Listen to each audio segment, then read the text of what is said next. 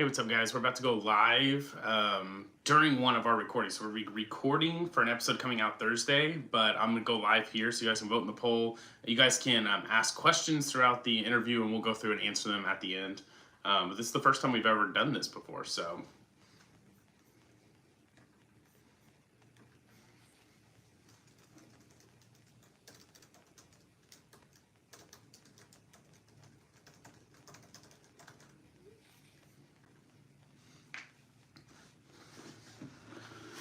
Just throw the questions in the chat, or you can throw it in here. I always forget how to check these. Someone drop in the comments how you, like, when you do a Q&A like this, where do you go to check the answers? Nice, Eastern Europe. That's awesome. What is up, Hallie? Hallelujah, I like it. But yeah, we're going to be going live. We're actually about to record an episode live, so you guys actually get to see it early. We're going to be talking about sloth and diligence, so you guys can ask questions below. You guys vote in the poll below. And feel free to answer questions, and then you guys can come back and check it out later. But we are going to record the episode, so I might not be paying attention to live as much. You guys will be able to hear through the speaker, Tara, and then myself, obviously. But you guys can drop your questions about sloth, diligence, Catholic faith, whatever it is, and we'll kind of put Tara in the hot seat at the end. So feel free to drop those questions. Also, let us know where you're from. So we got some Eastern Europe. What are your views on Orthodox sect of Christianity? That's a good question. And I always preface people and let them know, like, I'm not... Hey, just FYI, the phone setup does invite lots of trolls on YouTube. That's fine. I don't really... It doesn't matter. But views on Orthodox sect, honestly, I'd have to look into it more, because we're... I started this channel as, like, good conversational piece to grow in my faith and to grow with other people. And so... that'd be something great to look into, to see, like, whether... I know there are some Orthodox that actually for a lot of stuff fall kind of in line with a lot of stuff the Catholic Church teaches. So, but that's a great question. I'll ask Tara about that. But there is a great website called Catholic Answers you can go to that'll answer all those things. And I always tell people, if I had a podcast that kind of mirrored that, it'd be called Catholic Questions. But yeah, but you guys kind of get the behind the scenes of the interview. Like I said, this one actually comes out on Thursday, so we'll record today, and I do very, very minimal editing to ours because I want them to be raw. I don't want it to seem like it's cut up and spliced and stuff. So yeah. Okay, Hallie, that's what I thought, because it's there, and I'm assuming if you put the question there, it just pops up in the chat. Is that correct? I don't know if that's correct.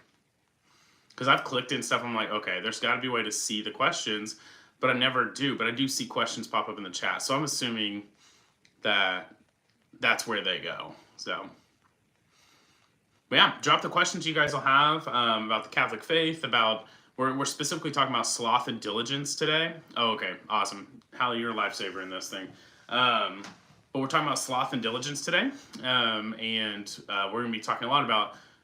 this whole series is on the 7 vices and their opposing virtues. So we got Tara that's going to be on here. Like, I'm so confused between Catholic faith and Orthodox faith. Which one to practice? My answer would be the Catholic faith. But no, that's great that you're looking into that. Kiur, if that's how you say it. It's great you're looking into all that stuff. Although in the end, it doesn't matter if you're a follower of Christ. That's maybe somewhat true. I don't know. God is not bound by the same things we're bound by. So again, I'd have to kind of look, and it depends on some of the teachings, or honestly, really, it depends on some of the stuff you reject. So I believe that the Catholic Church is the fullness of truth, is the fullness of faith. And so there would be certain things that if someone said, well, I don't believe in, like, baptism, if I don't believe in confession, then that would be somewhere I don't think that the as long as you're a follower of Christ, that's all that matters. I don't think that would fall into if you disagree with certain things. But at the end of the day, yeah, you could live your life extremely virtuously, and God's grace. I mean, the thief on the cross is a good example of that. But Definitely not something we should actively try to follow, but something you can. Another thing, guys, if you guys want to keep up to date with the series and what we're doing and what's going on, you guys can sign up on our newsletter. It's in the bio. Just click our profile down here and go to our bio. It's a really, really fast, like 20-second like Survey Monkey thing. You guys can put in your emails if you want to join the email list and keep up to date with everything going on. But other than that, we're going to be starting here in a little bit. We were supposed to start at 1:30, but she said she's running a tad late. So we'll record for about an hour. So you guys have tons of time to put in questions. If you got to leave, you can leave, come back, whatever. But we'll be here from about 1:30 to 2:30 or so. Maybe a little after, but let's see here.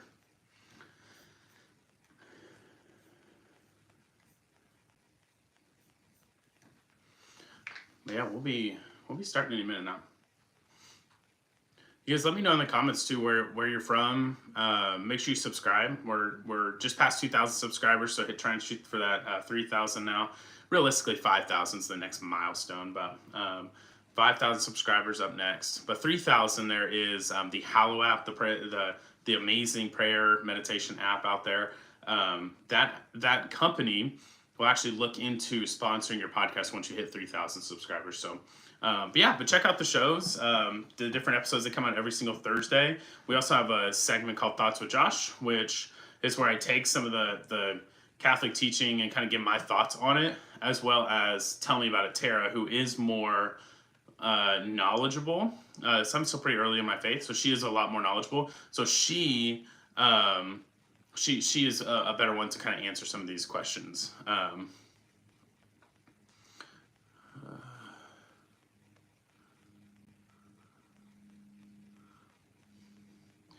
That is an interesting comment.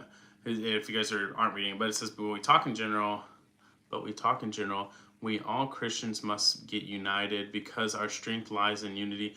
Else we are going to get replaced by some external force or the so-called multiculturalism. I agree that we do need to be united. I think that there is so much fighting, bickering, and everything between different denominations, when like we should be going out there to find people that don't know Jesus at all, and we in that don't know anything about the faith. I do agree with that. But I do think that there's the healthy conversations, the one that the culture doesn't want you to have nowadays, that are the ones where it's like, I actually don't agree with that, but being able to like say I disagree, and us not immediately start yelling at each other and fighting and stuff. So there is that, but I do agree that we need to all come together to then seek out people that don't know Jesus at all. But we all also need to be seeking out in our own faith. It all starts with our personal faith, and then we need to be growing in our personal faith, seeking out what the truth is, how God and how Jesus established we should worship and should act. So don't think that I'll be ignoring you guys, but when the interview starts, obviously I'm going to be focusing here until the end, and then I'll come through and kind of scroll through the questions to see what we have. So I will ask some of these questions that you've already brought up, Kier, and then and let Tara kind of give her 2 cents. And then, so if you guys have any other questions, feel free to drop them in. But don't think I'm ignoring your questions. Your guys' questions help the episode out a lot. A lot of people like to see those kind of interactions, live interactions and stuff. And this is the first time we've done this, like a live, like an audience during an interview. So we'll kind of see how it goes. And if you guys like it, we'll keep going. Oh, Hallie, that's awesome. Sammy Jean is awesome. I just came across her channel called To Be Different, and it was amazing. It was so cool to see. And then when I found out she wasn't even Catholic yet, but is kind of in the process of becoming Catholic, I thought that was so awesome because she is just on fire for her faith. So I'm excited to have her back on the show with her husband. I want to do some kind of marriage episodes and stuff too. We're also looking at doing an episode where it's kind of like the Newlywed Game, but it's like gonna be like a Catholic wedding game. So we're gonna have couples on and kind of quizzing them to see who knows their wife or their husband the best. So I'm super excited about that. Ooh. Again, you guys make sure you hit subscribe, and we will be doing some big giveaways and stuff when we hit 3,000. But yeah, we gave away a couple shirts recently. Kier, thank you. And I will be, let's see here. She said she'll be hopping on just a second. So yeah, so there's 7 vices and they're opposing virtues, and we're taking one at a time. So we did. If you guys go check out the channel, the video that's highlighted at the top, we did with Father Castle, who's the Vicar General here in Tulsa. There is an episode we just did on pride, and then the opposing virtue being humility, and it was a great one to start with because pride is the root of all vices, and then humility is the root of all virtue. And so it was a great conversation. You guys go check that out. Hallie, if you go into my bio and first hit subscribe, and then you just if you click the links, like where you'll see like there's the email, there's our merch store, there's that stuff. There's an email address in there, but it's super easy. theholyhappyhour@gmail.com. I am in Oklahoma. The person I'm interviewing today is in New York, which she's from Oklahoma, but she's in New York now. She is a Focus missionary, or she was a Focus missionary. She works for Focus, doing some content creating type stuff. Nice. So, Mr. LaPonta, this I love that you guys can see it because it's so stupid. If you guys watch the videos, you can't see it, but the box holds it up because like the stand itself, the mic would stand up like this tall, but then my voice doesn't get into it enough. So I'm, you know how most mics have the stand and then it comes up and holds it in. That one is just like perfect. So we're in the process of raising money for a new mic, but the box is just like, it's so dumb. Sweet, nice. Heard of the catechumen? I actually have. I can't remember who it is. I've heard of it. I don't know anything about it, but that's a. I've heard good things about the catechumen. Pursue. What do you do in your bachelor's degree in Kiyor? Kiyor. I'm not even saying that right. It sounds right.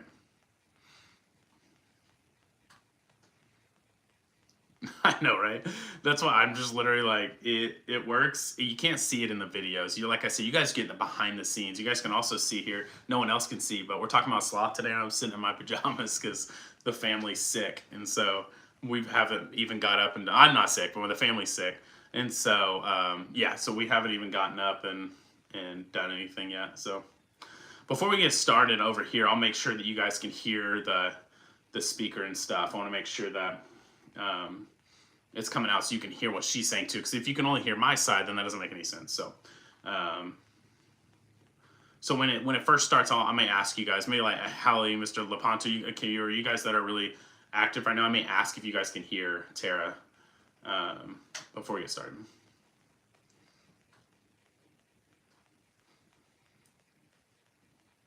Watch, this will be the first time that we ever record and we're like, have to stop and just be like, oh, this is terrible. Like, we just got to stop. We've never done that. We've always just recorded and we've posted the raw footage with a few pop-ups that say, don't forget to subscribe and stuff like that. Watch this be the one that just is a train wreck because I'm going live. I'm going to get nervous and it's just going to go downhill. Oh, he's in Oklahoma too? Nice. What's his name? I just came across another person that's from Oklahoma as well, but they do more of like digital type videos. Like, they're not personally in them, but they do. It looks like they use like AI and stuff to do videos, but it's a Catholic channel. It's pretty cool. I think they're a student at Oklahoma State University, so they're plugged in at St. John's.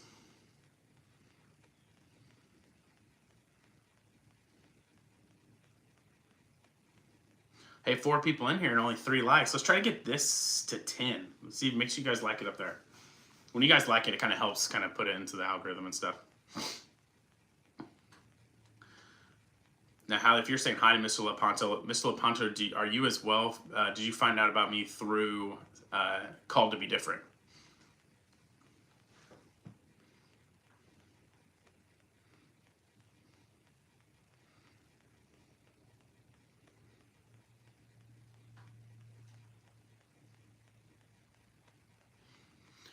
Now, if you guys end up having to leave, don't forget this comes out Thursday, 9 a.m. Central Standard Time. So you guys will, if you like have to leave, have to jump off here and go. Oh, sweet, that's awesome. But if you have to jump off and go, don't worry, you can just check out the video. You guys hit the alert bell, and you'll get a notification every time a video posts. So this week we got this interview, the full interview that I'll post on Thursday, followed by the Oh, sweet. That's awesome. Well, thank you for that. We did see when I had Sammy Jean on, we had a lot of people kind of the subscribers jump. So, all right, Tara's jumping on, so we'll kind of get situated and make sure everyone can hear and everything. Hey, what's up? Sorry it took me so long. Oh, you're good. Hey, I'm trying something new. Okay. First of all, am I echoing or anything, or are you echoing? Yes, I am. Okay. Man, I can't hear it though. I'm wondering if it won't matter. Let me see something. Like sweating. Okay. All right, talk again and see if you echo back to yourself again. Yo, what up? Hey, how's it going? All right, we're good. Okay, cool. Because what I'm doing is I actually have a live stream going on over here. Uh-huh. And so I have that, and we're having people like put questions and stuff and everything. Oh, cool. Hey, you guys over here, can you guys hear Tara? Good, you guys, when she was talking. Just let me know. But yeah, but Wait, who are you talking to just now? So I have like a live stream.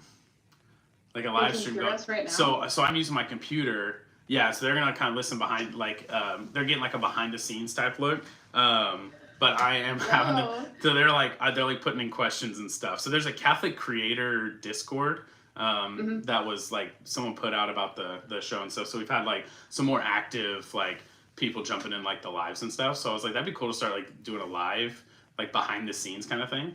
Maybe eventually I'll actually do a live behind the scenes and then stop it right before we record. So that way it's like, yeah, well actually I might need to do it because it's my phone's gonna die. So that's okay.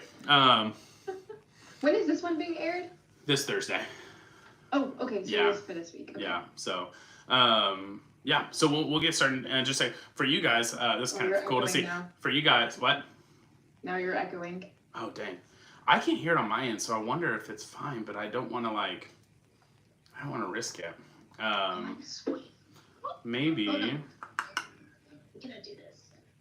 Here, maybe I'll do a little testing real fast. Let me see something. I'm gonna hit record, but then I'm gonna stop it and we'll do another one. I want to go back and listen to it and make sure. I already said in this thing that this may not actually happen. So this is a test. Welcome to Holy Happy Hour. Blah blah blah blah Woo! blah. See, I'm not hearing you echo now. That's weird. Okay, I'm going to once this loads, I'm gonna jump out of here real fast and I'm gonna pull it right back up. Okay.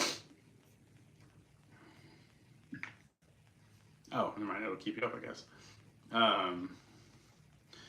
Yeah, that is weird. I just want to make sure. I had Carlo on, and when he was on, we didn't hear it during. But then when we went back and listened later, it was like, whoa, there's a weird echo that Carlo was getting, not me. So it's super weird. Yeah. I spilled water everywhere. Mm. Okay, this is taking a second. Well, I think we'll be fine, but I don't know. The reason You're not echoing anymore. Okay, maybe it's like when I talk louder, does it echo? Okay, so I just need to watch my volume a little bit. Mm-hmm. Okay, mainly I was making sure because normally it's you that would echo because I have the speaker coming out of the computer instead of the headphones, and so it'll come out of the headphones and into the mic. And so sometimes when you're talking, it would like come back to you. And so I think as long as I kind of scoot back and I'm not as close, so we should be good. So, well, cool. Awesome. So I told them like I'm going to ignore them, like they're not there. But they've asked some few questions and stuff, and we'll scroll through to see if we want to answer any at the end. Then we can always cut that part at the end. So, Cool. yeah. So you guys will see if you make it or not. So, okay. Cool. Awesome. Well, we'll get started, and then. And yours will be a little bit more brief since you're a returning guest. You've been on the show, obviously, and you have your own thing. So we'll kind of do a real quick brief of like, this is who you are. Maybe even like, this is who I am. And this Friday, like your new episode comes out. Oh, yeah, it does. And then we'll kind of jump right into it, kind of like me and Father Castle did. So, awesome. Sweet. And here we go. Hey, what's up, guys? Welcome to the Holy Happy Hour. I'm your host, Josh. And before we get started, don't forget to like and subscribe. We are shooting for 3,000 subscribers. And the coolest part about 3,000 subscribers is that's when the Hallow app will actually look over your like channel to see if they are willing to sponsor you. So I think that's the coolest thing. So someone emailed me about that, and I was like, oh, we got to get there. So subscribe. We want to continue to spread Jesus' name. That's the most important part. But we are going to be continuing our series on the 7 vices and their opposing virtue. We started last week with pride and humility. And honestly, I just scheduled that first one because that person was available first. And it was awesome because it ended up being the root of all vice and the root of all virtue. And so I was like, that's just an example of like, I 100% am not in charge of this. The Holy Spirit's guiding everything through this. So this is God's channel. I'm just a tool for it. So it worked out perfectly. So it was great to talk with Father Castle, the Vicar General. He had some great just recommendations for if you kind of listen and you're hearing this and you're struggling with pride. Like, here's some practical steps you can kind of follow. So we're going to jump in today, but first we're welcoming back Tara Lauderdale, and you guys know her, but Tara, for anyone that's watching that doesn't know you, kind of give us a brief rundown of who you are, where you're from. Sure. So I'm from Tulsa, Oklahoma, but I currently reside in Long Island, New York. I moved here just like 4 months ago to evangelize. I work for Focus. Formerly, I was a parish missionary and a collegiate missionary, but now I work for their formation department, which just means that I get to prepare content, training, help coach speakers, all that good stuff. Nice. So that's what I do now. Nice. And I love making Catholic content, of course. Yeah, that's awesome. So what kind of stuff are you working on currently? Or like stuff you can tell us about? Yes, so I've started on a really massive project called A Year of Apologetics through my podcast, Revival. Yeah.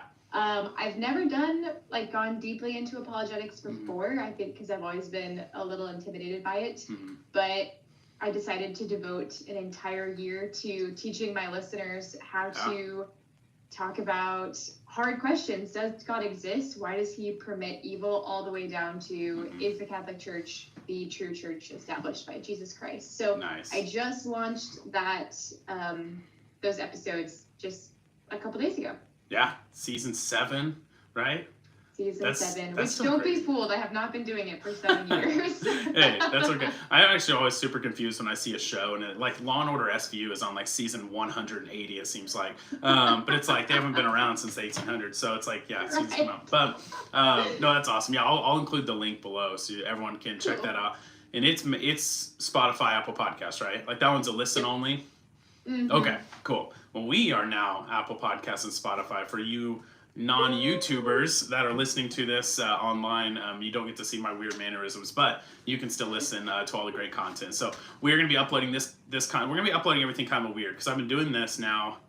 We just passed our 1 year of uploading videos, but interviews were at like 8 months or 9 months. So we're coming up on a year, but I'm going to be posting them kind of in a weird order. So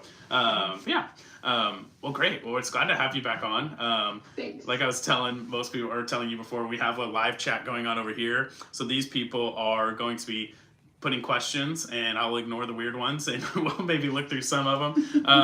But we're going to check it out. Right now we've got we've had like 20, 25 people kind of in and out of it, which has been awesome. And some people that have been asking some really great questions. I'm like seeing a couple right now, which I'm excited to kind of get to. But so we're going to jump into our second vice and opposing virtue. So this one is one that for me, I thought I kind of understood, but then I was like, okay, maybe this is deep, a lot deeper than I thought. But is sloth.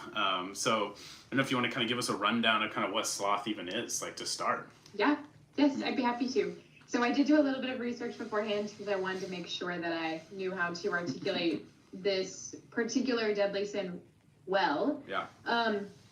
I think sloth is often confused with laziness. Yeah. But actually sloth is the sorrow of spiritual good, or a sorrow for spiritual good, or a sorrow for at the thought of pursuing God. It's like a depression when faced with the reality that we are made for relationship with God, and it's the lack of pursuit of God.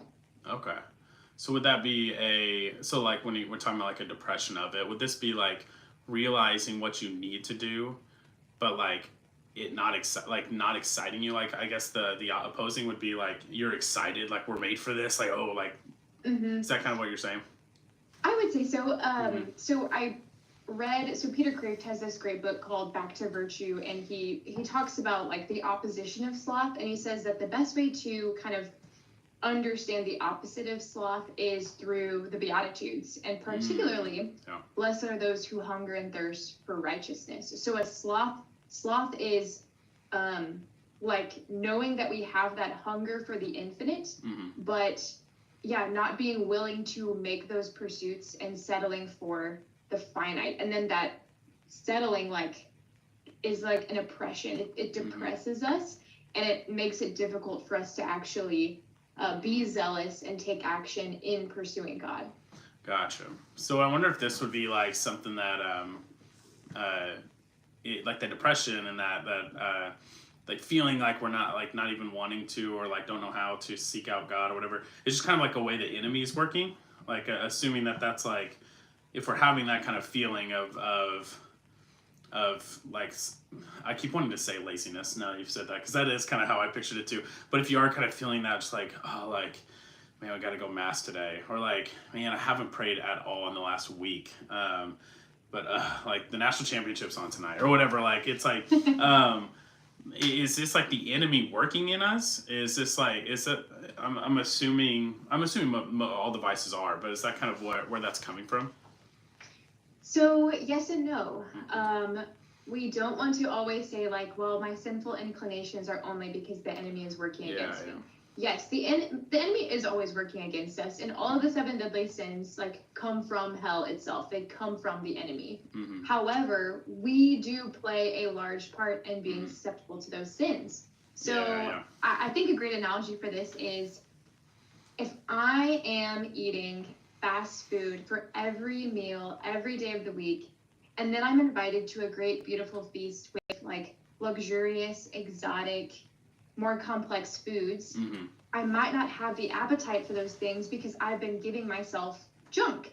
And so in the same way, we might be experiencing that lack of desire and zeal, yes, because the enemy does tempt us to that, and he tries to keep us away from the sacraments and from prayer at all costs. But if we are filling ourselves with the world, we will not be hungry for what is above and what is spiritual. Gotcha. So really, if anything, it would root back to the fall, like root back to like when sin was entered into the world, and like we are now broken. If I'm like, I feel like sloth can be something for me sometimes that's just something that like is part of my broken nature. Someone else who doesn't struggle with it doesn't mean they're less broken. They just may be broken in more of a lust way, or they may be broken in more of a prideful way or something. So that I was kind of picturing like us all being broken, like literally shattered and then put back together, but someone took a few pieces, and so we're not kind of fully put together. So it's like, okay, so which piece am I missing? Like which part am I? Because that's what I feel like has been the toughest thing is going through these. Is sometimes I feel like I'm on all these vices, which I guess we probably all are to a certain extent, a lot more than others, but yeah, slothfulness has been one for me, even before I got like deeper into, or before we get any deeper into, like I felt like was something that I can fall into. It's just kind of that kind of spiritual, just sluggishness, just I don't know. Now, is this also a worldly thing as well? Like would the vice itself reflect on like if you're at work and you're just like I don't want to do anything, and you're literally being slothful, or like you get home and you're turning on the TV and you're just sitting there mindlessly scrolling, I guess would be the big one for most people. Is this also the same vice? So yes and no.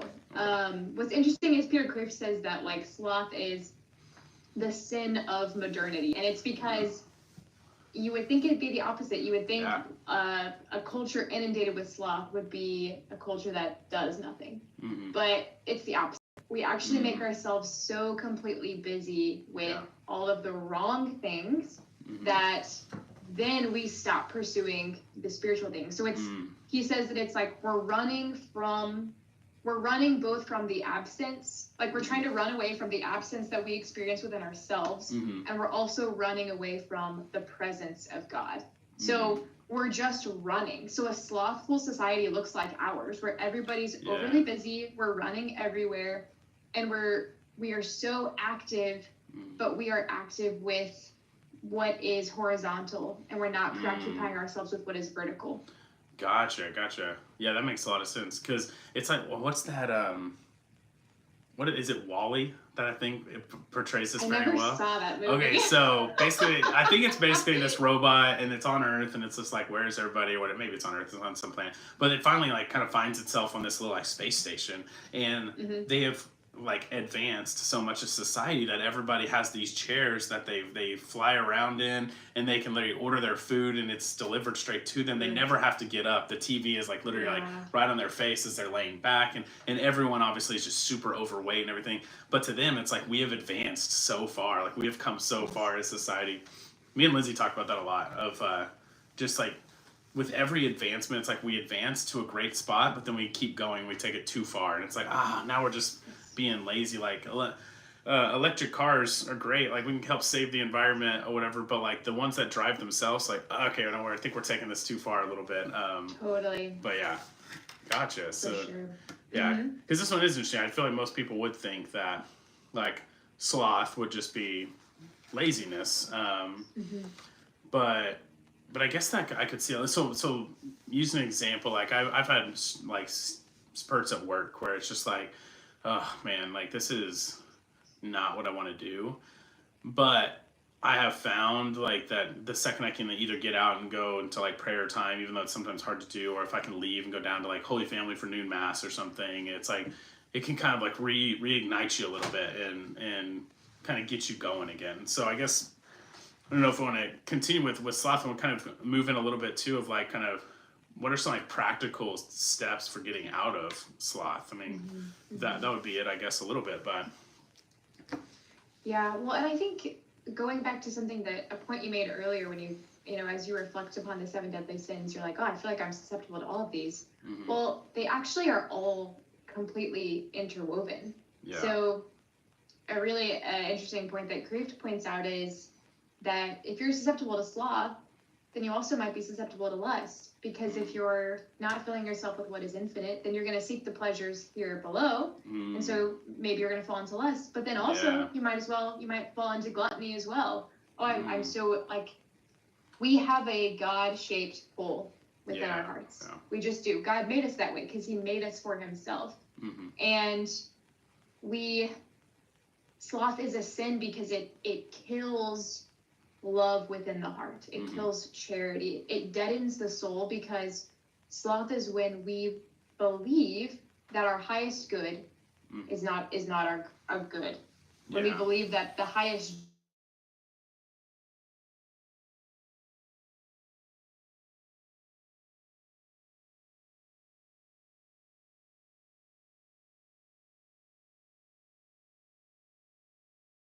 actually just like being passive, and I'm not pursuing what God is inviting me to pursue, which is ultimately himself. Yeah. Oh wow. We had a good, maybe a good example of that is we had a guy just recently considering the Catholic Church, and he kind of got to the point where he's like, this is my only hang up, and then that hang up was kind of answered, like that objection, and he's like, okay, like I know I need to become this. And then someone, Gerald, who said, delayed obedience is still disobedience, and I thought that was such a great, like that was this, like that story popped in my mind when you were saying that. It's just like this thought of like God calling you to something, calling you to act, but then you it's one thing, I think, if you're like, I'm not sure, like I feel like I'm kind of in this stage of life right now where I'm not 100% sure where I'm being called to, but like I feel like sometimes it is like they directly call you to something, and then it's like, but I don't know if I want to do that or not. Yeah. It's sloth. It's the more we talk about it, the more I'm like, man, this can be me sometimes. Not all the time, but sometimes. I'll be humble, but not very humble. No, I'm just kidding. But yeah. Okay, so if someone's listening and they're like, man, this is me. Like, this is me. Like, I feel like I can be slothful sometimes. Where do you start with this? Like, where do you start? Because that's kind of how I kind of see this series going. It's kind of getting a kind of a definition of this, what sloth is, and then you can also stop me too if there's more you want to go into in sloth. But but then also then getting into practical steps too, because defining it's one thing, but then getting into someone's recognized and now, okay, that's me. Like I feel like you're talking straight to me. What do I do? Like, how do I kind of get out of this? Yeah. So again, so sloth is that sorrow at pursuing the good, pursuing God. So, and again, like this manifests in ways in which we make ourselves busy and active with things of the world. We become too attached to the world because we're not seeking heaven. What's interesting is, again, I'm literally stealing everything from Peter Kreeft. He says the remedy for sloth is actually faith. It's not that I start being active and I start like doing a bunch of things for the church, but that I actually just believe that God has revealed himself, that he is who he says he is, and that he loves me. And actually, like, and you probably understand this very well as a husband, we do some of our greatest things when we're motivated by love. Yeah. So when you do the best things for Lindsay, the great sacrifices that you make for her, it's because you love her. And you might have like some sudden moments where you look at her and you're just like, I love her and I want to serve her and do all the things for her. Yeah. In the same way, when we believe that God is real and he loves us and he's seeking us, going to the sacraments, going to prayer, those are all in and of themselves acts of faith. When I sit down to pray, I can't see God, but I'm making an act of faith by speaking to him and by listening to him. And so I would say to any listeners out here who are like, oh, I struggle with sloth. I'm sad. I'm sorrowful about like that I cannot find my highest good on earth, and prayer and going to the sacraments and going to mass just like that depresses me. I would say remake an act of faith. God, I believe in you. I love you. I want to follow you. Help me to have faith. Help me to believe. And help me to respond to all the ways in which you are pursuing me. Because God has beautifully revealed himself to be a bridegroom. Jesus calls himself the bridegroom. He wants to unite himself to us totally and completely. And that's the invitation that awaits for us on the other side of sloth. Yeah. Yeah, and I like the analogy that people use too, which kind of comes to mind when you're saying that, is that like it's kind of like when you're in the ocean. It's like God's there, but it's like something you're in the ocean, the current like takes you away, takes you down. All of a sudden you get out and you're like, wait, where'd our campsite go? And you're just kind of like, oh, I've been taken down this way. That for me has been like what I feel like when I can fall into these seasons or these few days of sloth or weeks of sloth. It's like typically I find that's just usually a wake up call to like, hey, like you've kind of drifted, like from your And I love how you bring up the faith. Like the opposing virtue being diligence, but like faith is the opposite. And if you're struggling in that aspect, like you're obviously not going to seek what you are maybe either struggling to believe or struggling to, I don't know, I know some people have been asking lately of like how do we even listen to God and what God's calling us to do. So if we're being slothful, but because we're not supposed to, or we're not doing what God's calling us to do, but how do we like know what God's calling us to do? And I feel like going into the sacraments for sure. I'm doing the 33-day Eucharistic Glory consecration, or the consecration of Eucharistic Glory by Matthew Kelly, and it basically is a ton of this, like keeping your eyes on heaven. And it talks about how like we're all on a pilgrimage right now, like we're all just like in this life. And I believe there actually was a chapter. I should have brought it. I don't think I have it, but I should have brought it. But it talked about when you are feeling kind of like slothful or just I don't even know if it was specifically talking about that, but just like kind of just off your game.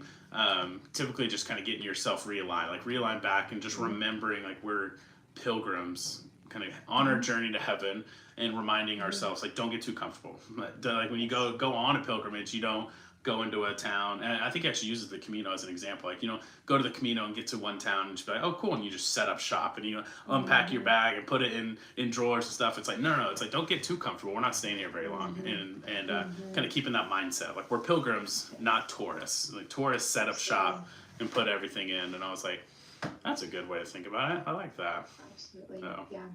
And sloth is so central to our modern culture right now, because when you say that God doesn't exist and you you eradicate him from culture, then there's no meaning to anything. And you end up with a lot of people wandering around thinking, why am I here? What is the meaning of my existence? Where am I headed? So they don't even know that they're pilgrims.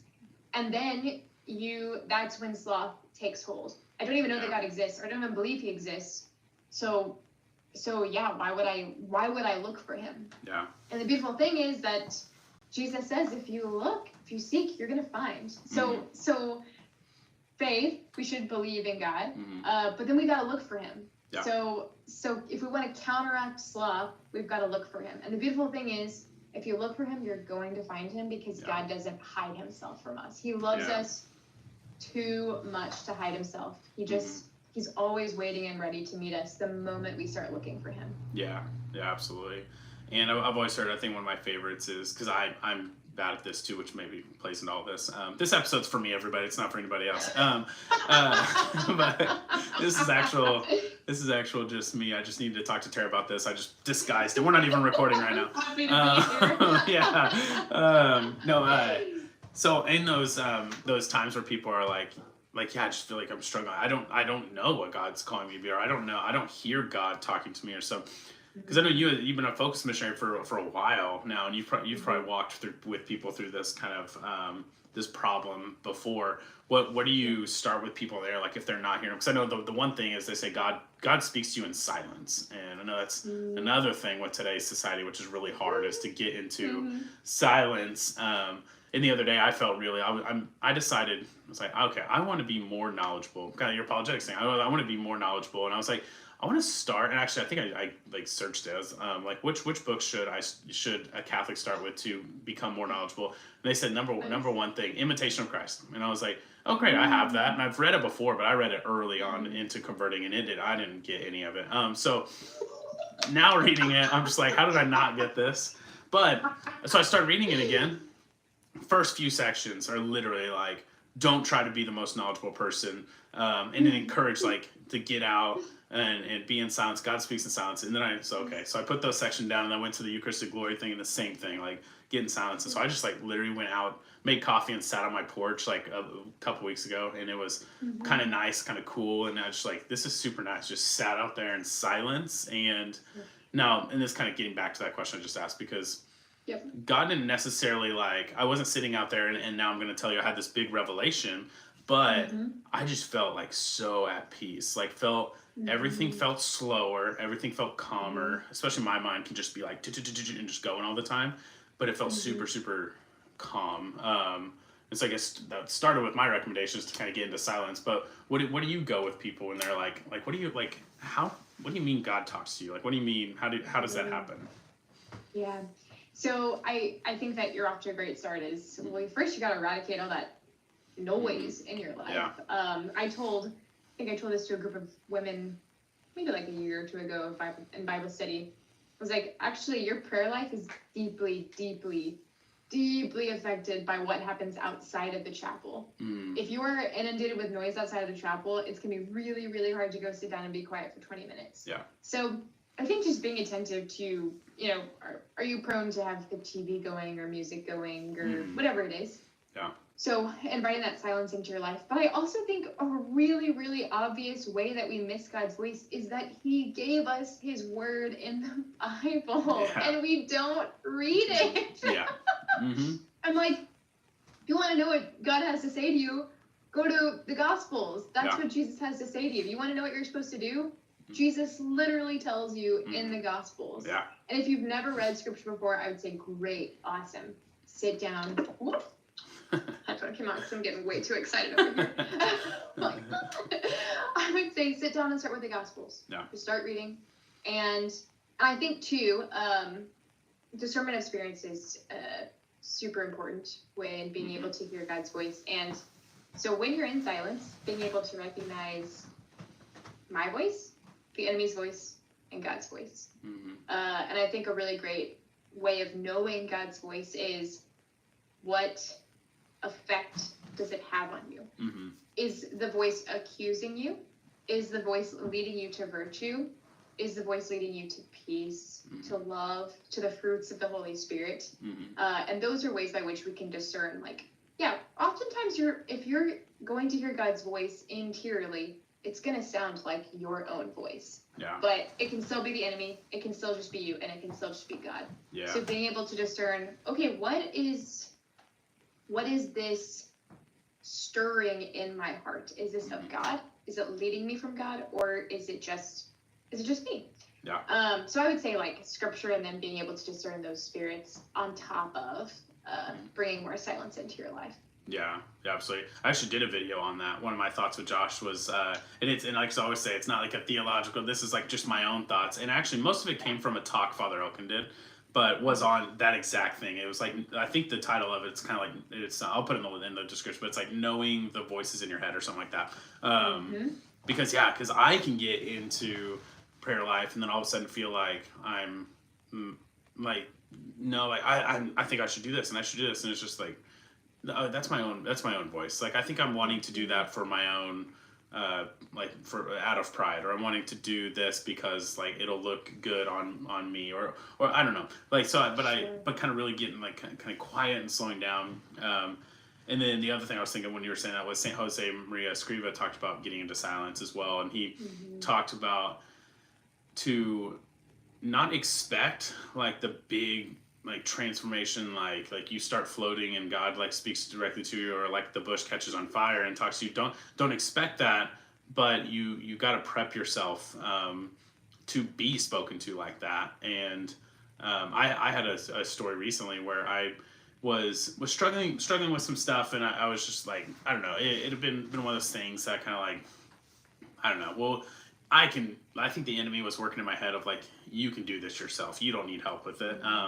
And I was sitting in an Acts team meeting, and a guy was doing, and this isn't to say like, because I did all these other steps we're talking about perfectly, I don't know why this happened. I think it was just God like finally shaking me down and saying like, okay, we're going to fix this. But I was in this Acts meeting, the guy that was talking, I don't even remember exactly what he said beforehand, but I just remember him saying something of like, I wasn't being a man, I was being like cowardice or something like that. And I just like all of a sudden just was like, ooh, and like just felt like it really did feel like Space Jam when the talent leaves their body. But I felt like whoa, and it was just like, go to confession, tell Branson, tell your wife. And I was just like, whoa. And I was like, and I literally like got up and left the meeting. But it was one of those things where it was so clear. And that's but I would say that's the only time I've ever experienced something that absolutely like kind of chilling, like shake you down type direction from it. And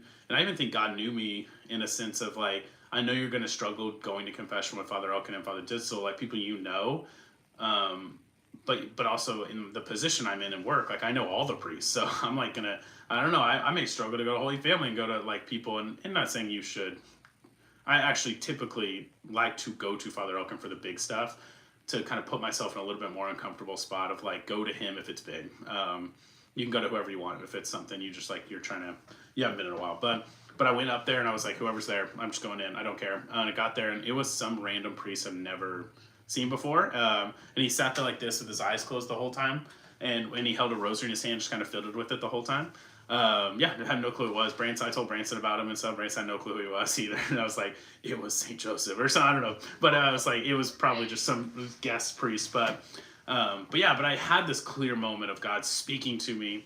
And I think it must have been because like of the work that I feel like Branson's been helping me with, of like walking through and going to these spirituality series and learning from Father Elkin and kind of prepping myself for that stuff. And it felt great, but I don't know. There's something about it though where I was like, I don't know if I should expect this all the time. Or like if someone's not experiencing that, it's not necessarily like, oh well, you're not as good as me. It's just that I think God.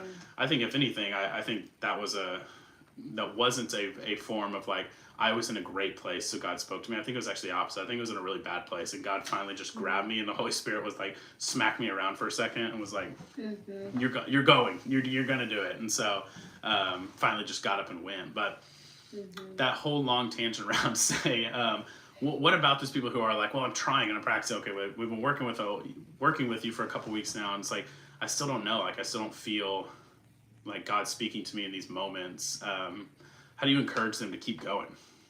Sure. Well, question for you, Josh. Yeah. Would you say that your communication with Lindsay has developed and grown over time since you've been married? Yeah, absolutely. Yeah. Why do you think that is? I think some of it, I think it's because there's the honeymoon phase where there's not much that she could say. Like, she could say, like, I want to get rid of the TV, or whatever. Like, I want to go on walks all the time and stuff like that. And it's like, yeah, anything for you. And then you start living together, and then you're starting to like want to kind of get back to your own ways. And so I feel like the communication's really good, and then it kind of comes down when you come out of that honeymoon phase. I feel like that's when the real stuff starts to happen, like that 2 years, 3 years in. Sometimes maybe it's earlier for people, but you get to this point where it's like the communication aspect becomes necessary, because you do get in your normal little tiffs. And when we were trying to grow in our faith, obviously everything points back to that. And so we wanted to make sure we were trying to have these conversations and grow together, kind of walk with each other, since our goal is to get each other to heaven. So I also converted early on in our relationship. So it was one of those things where it's like I had to actually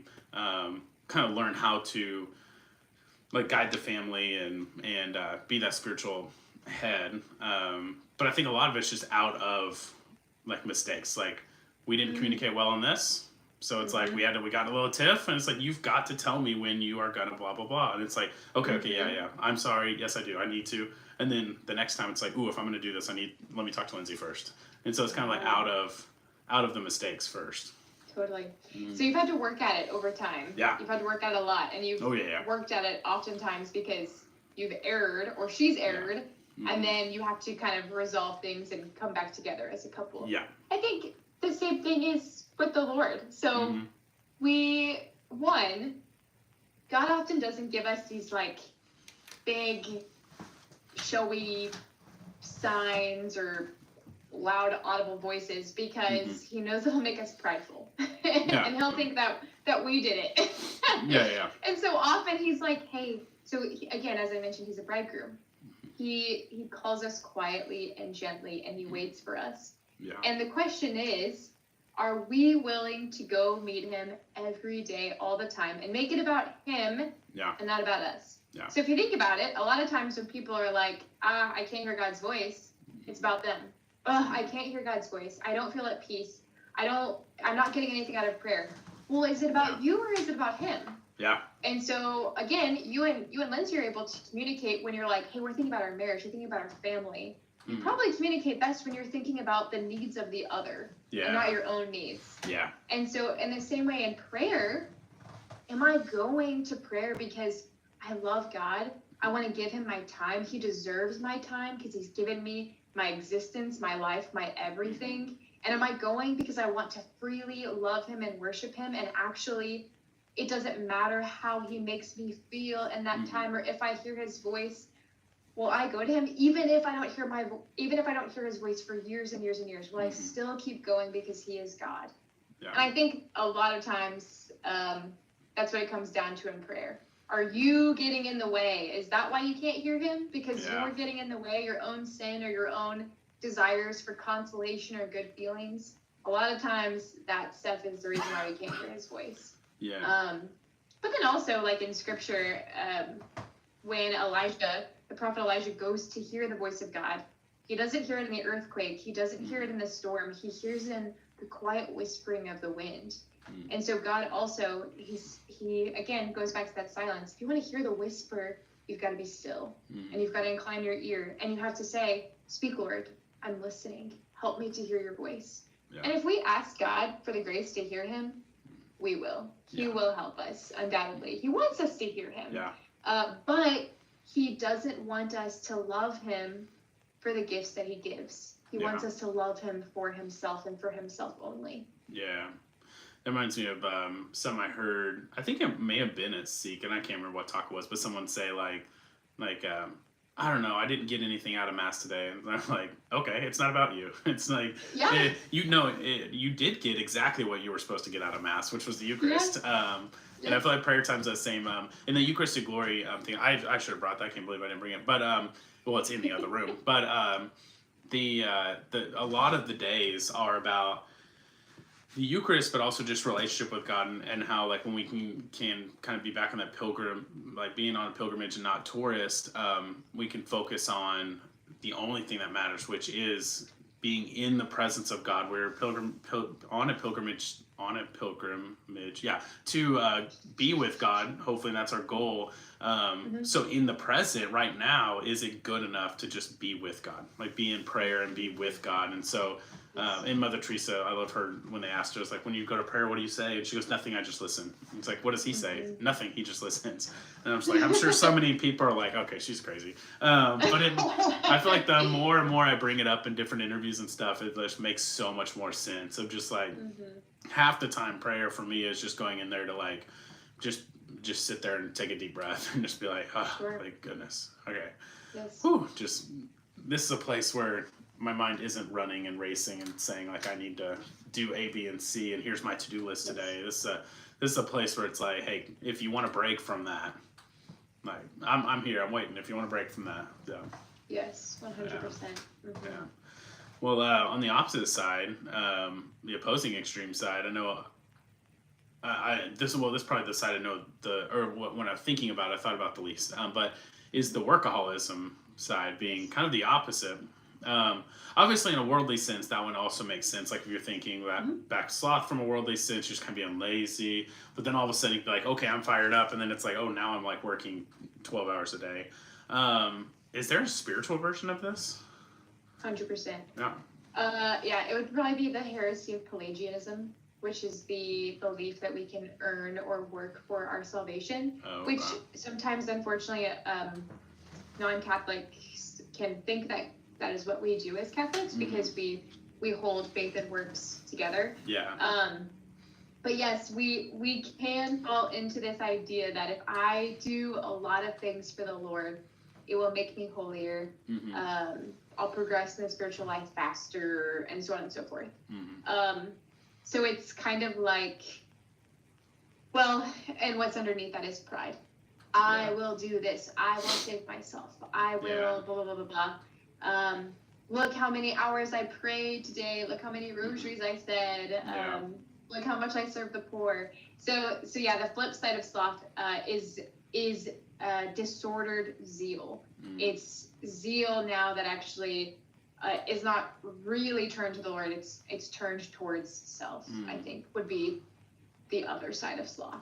Gotcha. Yeah, that makes a lot of sense. That's what I was talking to someone about one time when they had talked about their mom finding out later on in life that she did a rosary every single day for every one of her kids, and she had 6 kids. And I was like, holy moly. But he's like, I didn't find out until I was like 30-something, 40-something. I was like, oh, that's so cool. Like, that's cool because I could see there being a temptation there to just be like, yeah, every day I do 6 rosaries for each one of my sons. But he's like, no, none of us ever knew about it. Like, she just did it. Like, it was all, she was doing a lot that if pride would have snuck in there, it would have been like, oh, now it's workaholism. It's like, or could potentially be workaholism. Yeah, because I was thinking about that too before we started recording. It's just like, man,